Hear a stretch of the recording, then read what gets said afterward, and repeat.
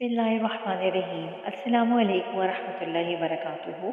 आप सबको मैं अपने चैनल पर खुशामदीद कहती हूँ। जैसा कि आप जानते हैं कि हम तजवीद के सिलसिले में मखारिज को पढ़ रहे हैं और इस सिलसिले में 9 मखारिज हम कवर कर चुके हैं। आज की वीडियो में हम 10वां मखरज जो कि है रॉ का मखरज पढ़ने जा रहे हैं। आइए इसे पढ़ लेते हैं। रॉ का मखरज नोके ज़बान, माइल बा पुश्त और मुकाबिल का ताल्लुक़, ये रॉ का मखरज है।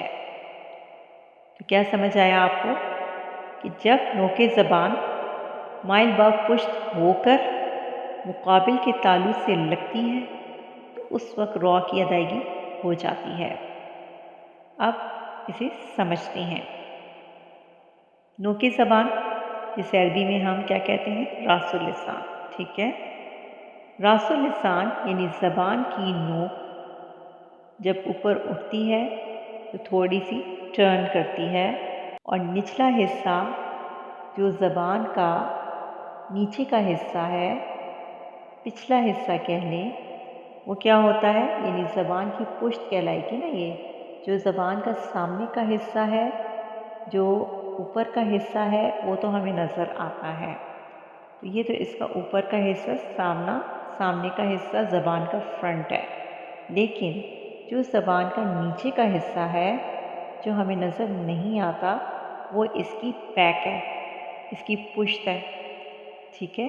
तो इसी की बात हो रही है। जब ये ज़बान की नोक ऊपर उठती है, इसकी थोड़ी सी बैक टर्न करती है और इसकी बैक की जो नोक है वो जाकर मुकाबिल के ताल्लुक़ से लगती है, तो उस वक्त रॉ अदा हो जाता है।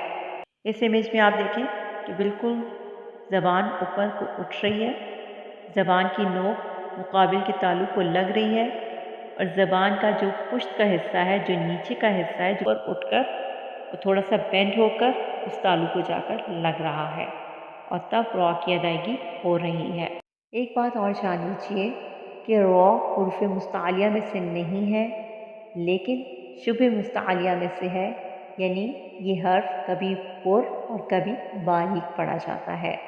तो रॉ के क़वाइद पर इंशाअल्लाह मैं फ्यूचर में एक वीडियो बनाऊंगी, जिससे आपको इसके सारे क़वाइद समझ में आ जाएंगे, ठीक है। मुख्तसरन मैं आपको बता देती हूँ कि जिस वक्त इस पर ज़बर और पेश होती है तो रॉ को हम पुर पढ़ते हैं और जज़म होने की सूरत में भी, लेकिन जब इसके नीचे ज़ेर होती है तो उस वक्त हम इसको बारीक पढ़ते हैं, ठीक है। आइए अब इसे पढ़ लेते हैं। रॉ ज़बर रॉ, रॉ ज़ेर री, रॉ पेश रू, रॉ री रू। हमज़ा रॉ ज़बर अर, हमज़ा रॉ ज़ेर इर, हमज़ा रॉ पेश उर और एर और। अब यहाँ पर आप देखिए कि जब भी किसी हर्फ पे जज़म आता है और उसे हमज़ा के साथ पढ़ा जाता है तो उसका सही मखरज मालूम हो जाता है। तो यहाँ पे आपको महसूस हो रहा होगा कि आपकी ज़बान माइल ब पुश्त होकर मुकाबिल के ताल्लुक़ से लग रही है। आइए अब इसकी मिसालें पढ़ लेते हैं।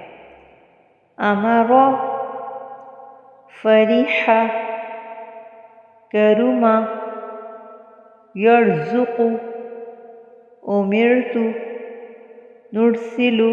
उम्मीद करती हूँ कि आपको रॉ का मखरज समझ आया होगा। इसकी प्रैक्टिस कीजिएगा। वीडियो को लाइक और शेयर ज़रूर कीजिएगा। अल्लाह हाफ़िज़।